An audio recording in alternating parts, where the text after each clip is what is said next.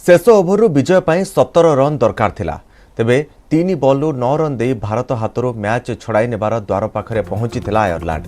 हेले मूलरू महंगा साब्यस्त होइतिबा नवागत द्रुत बोलर उमरान मल्लिक शेष 3 बॉल मात्र 3 रन देवा परे भारत 4 रन उत्कंठापूर्ण विजय हासिल कर सहित 2 मैच विशिष्ट सीरीज 2-0 पोछि नहीं। शतकीय पाली खेली ए मैच को स्मरणीय करिथिबा दीपक हुदा मैच और श्रृंखलार श्रेष्ठ खेलाड़ी विवेचित होइछन्ति। पूर्व प्रथम टी20 को भारत 7 विकेट जीति नहीं। प्रथम बैटिंग करी भारत घरोई दल आगे 226 रन विजय लक्ष्य देइथिला। संजू सैमसन 77 और दीपक हुदा 104 रन करथिले।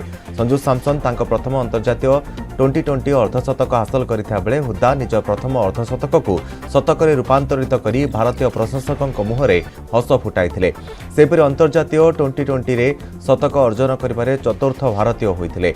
जवाब रे आयरलैंड 5 विकेट विनिमय 221 रन सीमित रहिथिला। अधिनायक आंड्रू बॉल्बरिन 60, अभिज्ञ पॉल स्ट्रिंग 40 और जॉर्ज डकरेल 34 रन करथिले।